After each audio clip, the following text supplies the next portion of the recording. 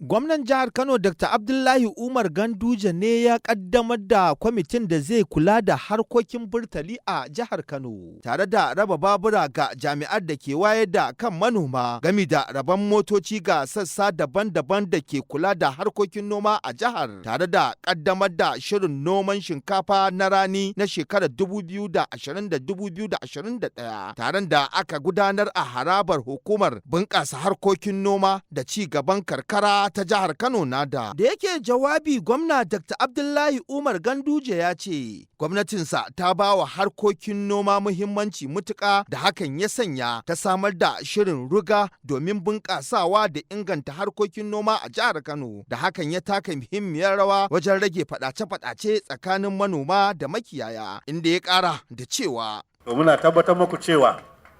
wannan tsari za mu ci gaba da shi sosai da sosai, musamman mu inganta gurare da kuke noman rani, saboda abin da ake nufi a Najeriya shine mu ci da kanmu, sannan kuma mu dinga sayar da abinci ƙasashen waje, domin mu ma mu tabbatar da cewa tattalin arzikin ƙasarmu ya dogara akan abin da muke nomawa, ba akan man fetur ba. A jawabinsa, kwamishinan ma'aikatar harkokin noma ta jihar Kano kuma mataimakin gwamnan jihar Dr. Nasiru Yusuf Gawuna ya ce manoman jihar Kano a yanzu sun samu ci gaba, musamman wajen komawa ga harkokin noma na zamani, inda ya ƙara da cewa is one of the several initiatives of the present administration. Wannan kaɗan ne cikin ayyukan ci gaban da aka ƙirƙiro a ƙarƙashin abokin tafiyar manoman wannan ƙasa, gwamna Dr. Abdullahi Umar Ganduje. A yanzu haka abu ne a zahiri, lokacin dogaro da man fetur wajen samun kuɗaɗen shiga a asusun gwamnatin tarayya ya huce. Must stand on our feet. Hakan ya zama wajibi mu tsaya kan kafa wajen gano hanyoyin da muke da su, kamar ma'adanai da sauransu. A jawabinsa, shugaban hukumar bunƙasa harkokin noma da ci gaban karkara na jihar Kano Honorable Ibrahim Suleiman Dan Isle, da ya kasance shugaban kwamitin da zai kula da harkokin burtalin a jihar Kano, ya ce gwamnatin jihar Kano ta taimaka wajen faɗaɗa ayyukan hukumar, da a yanzu haka harkokin noma ke ƙara bunƙasa a jihar Kano. Muna godiya kwarai mai girma gwamna, saboda samo wa manoma malaman gona ababen tafiya na mashina kimanin guda 44, sannan da dama daga baya hukumar nada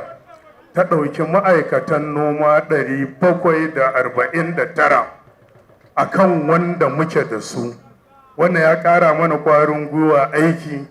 kuma ya babu damar gaba da gaba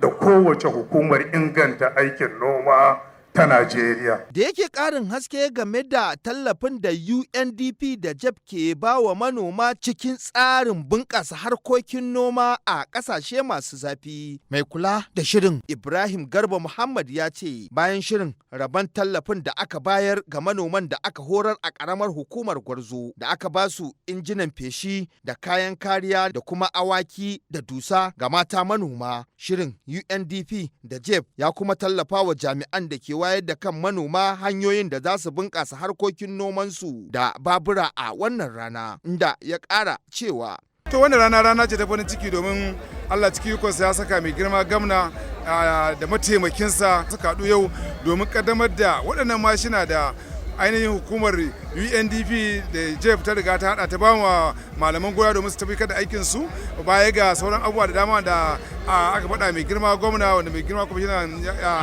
ma'aikatar gona kuma shine kwamishinan aikin gona faɗa wa gwamna na aikace-aikacen da abubuwan da hukumar UNDP da JEP suka ba wa ainihin waɗannan manoman jihar Kano. To alhamdulillahi, baya ga kamar da aka iya gani, baya ga mashina guda 12 wanda JEP ta bada, gwamnatin jihar Kano ta karo guda 32 domin ta karfafi ainihin wannan shiri da JEP da UNDP. ba boyan abu ne ba, duk wanda yanzu ya riga ya shiga karkararmu ya san shirin da UNDP da JEP suke tafikar da shi, wanda shiri ne na samar da yanayi mai kyau da noma na zamani da bunƙasa ainihin harkar noma da ba mata da matasa horo domin su dogara kansu. Akwai santoci guda 2 wanda aka riga aka kafa, aka samu da kayan aiki wanda yake ana horar da su wannan mata da matasa din. Wasu daga cikin manoman da suka amfana da baburan da UNDP da JEP suka bayar sun bayyana farin cikinsu kamar haka. Kuma dangane da wannan tallafi da UNDP ta bani, muna matuƙar godiya kuma muna farin cikin wannan abu da ta yi mana. UNDP collaboration da NADA da JEP da FC muna godiya kwarai da gaske, kuma wannan shine zai haɓaka aikinmu da za mu yi da UNDP da supervision da kuma communities da za mu shiga. Ina wakiltar garin Katsina a wannan shiri na UNDP. Muna matukar murna da farin ciki da wannan rana da Allah ya sa muna daga cikin wanda muka amfana da sababbin mashina domin mu dage da harkar ayyukanmu na noma. A matsayinmu na malaman gona za mu tallafa wa manoma da nuna musu yadda ake dabarun noma na zamani a wannan lokaci. A taron an kuma gabatar da waƙoƙin Fulani domin nishaɗantar da mahalarta taron. Ismail Yusuf Makwarari ɗauke da rahoton.